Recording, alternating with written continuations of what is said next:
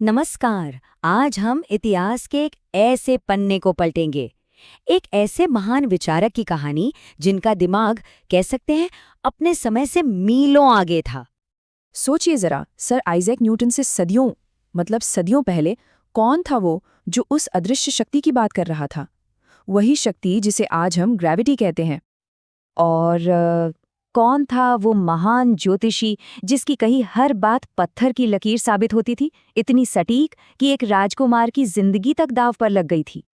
और हाँ, ये भी कि कौन था वो विद्वान जिसने सिर्फ आसमान के सितारों को ही नहीं पढ़ा, बल्कि जमीन के नीचे पानी कहाँ है, कीमती पत्थर असली हैं या नकली, और तो और इंसानी रिश्तों के बारे में भी लिखा।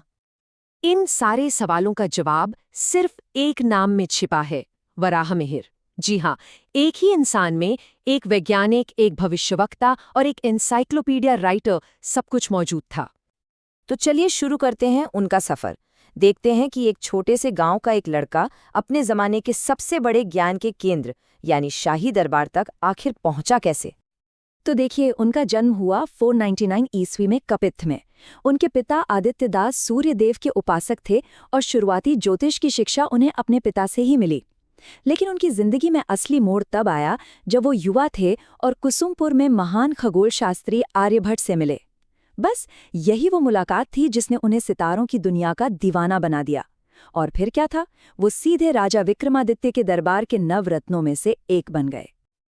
हम आते हैं उस एक किस्से पर, शाही दरबार में हुई एक ऐसी घटना जिसने उन्हें हमेशा के लिए एक महान ज्योतिषी के तौर पर अमर कर दिया। जरा उस सीन को इमेजिन कीजिए। राजा विक्रमादित्य का दरबार खचाखच भरा है, लेकिन पिन ड्रॉप साइलेंस है। राजा बेहद परेशान हैं क्योंकि उनके सबसे काबिल ज्योतिषी मिहिर ने उनके बेटे के बारे में कुछ ऐसा कह दिया है जो कोई भी बाप सुनना नहीं चाहेगा।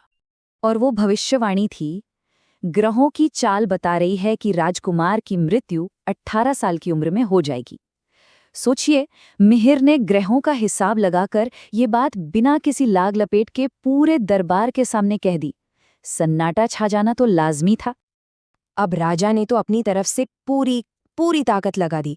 राजकुमार को एक किले में बंद कर दिया, चारों तरफ कड़ा पहरा लगा दिया। मतलब ऐसा इंतजाम कि परिंदा भी पर न मार पाए। पर किस्मत के लिखे को कौन मिटा सकता है ना। और ठीक उसी दिन भविष्यवाणी सच हो गई, पर ऐसे तरीके से जैसा किसी ने सोचा भी नहीं था। ना कोई दुश्मन, ना कोई बीमारी, ना ही कोई साजिश। एक जंगली सुअर ने राजकुमार पर हमला कर दिया और उनकी मौत हो गई। सब हैरान थे। दुखी राजा ने जब मिहिर से कहा, तुम जीत गए, तो जानते हैं मिहिर ने क्या कहा? उन्होंने कहा, महाराज, मैं नहीं जीता, ये तो खगोल विज्ञान और ज्योतिष की जीत है। ये जवाब दिखाता है कि वो कितने विनम्र थे। उन्होंने जीत का श्रेय खुद को नहीं, बल्कि अपनी विद्या को दिया। और बस इसी घटना के बाद राजा ने मिहिर को वराह की उपाधि दी। संस्कृत में वराह का मतलब होता है सुअर, और तब से मिहिर का नाम हमेशा हमेशा के लिए वराह मिहिर पड़ गया। मतलब उनका नाम ही उनकी सबसे बड़ी भविष्यवाणी की निशानी बन गया। तो ठीक है, एक ज्योतिषी के तौर पर तो उनकी काबिलियत सबने देख ली, पर जो बात उन्हें बाकियों से अलग और सच में महान बनाती है ना, वो था उनकी भविष्यवाणियों के पीछे छिपा वैज्ञानिक दिमाग। वो सिर्फ ग्रहों की चाल नहीं पढ़ रहे थे, वो तो ब्रह्मांड के काम करने के तरीके को, उसके नियमों को समझ रहे थे। और उनका साइंटिफिक नजरिया तो सच में हैरान कर देने वाला है। जरा सोचिए, न्यूटन से 1100 साल पहले वो कह रहे थे कि धरती गोल है और कोई ऐसी शक्ति है जो हमें उससे चिपका कर रखती है। उन्होंने ये भी कहा कि चांद और दूसरे ग्रहों की अपनी रोशनी नहीं है, वो तो सूरज की रोशनी से चमकते हैं। इतना ही नहीं, वो ये तक बता सकते थे कि दीमक के ढेर या खास तरह के पौधों को देखकर जमीन के नीचे पानी कहाँ मिलेगा। कमाल का ऑब्जर्वेशन था, है ना। उनकी एक बहुत ही जरूरी किताब है पंच सिद्धांतिका। इसमें उन्होंने उस जमाने के 5 सबसे बड़े एस्ट्रोनॉमिकल थ्योरीज को एक साथ इकट्ठा किया था। और कमाल की बात यह है कि इसमें सिर्फ भारत का ही नहीं, बल्कि रोमन और ग्रीक ज्ञान भी शामिल था। मतलब वो दुनिया भर के ज्ञान को एक साथ लाने में यकीन रखते थे। और रुकिए, बात सिर्फ एस्ट्रोनॉमी तक ही खत्म नहीं होती। उनकी काबिलियत का दायरा बहुत बड़ा था। उन्होंने उस जमाने के लगभग हर ज्ञान को मिलाकर एक किताब लिखी, एक तरह की एनसाइक्लोपीडिया, जो आज भी काम की है। इस किताब का नाम है बृहद संहिता। इसमें 106 चैप्टर्स हैं और आप सोच भी नहीं सकते कि इसमें क्या क्या है। ज्योतिष, ग्रहों की चाल, घर कैसे बनाएं, शादी ब्याह, असली रत्न कैसे पहचाने, मतलब उस जमाने की लगभग हर जानकारी इसमें मौजूद थी। सचमुच अपने जमाने की एक एनसाइक्लोपीडिया।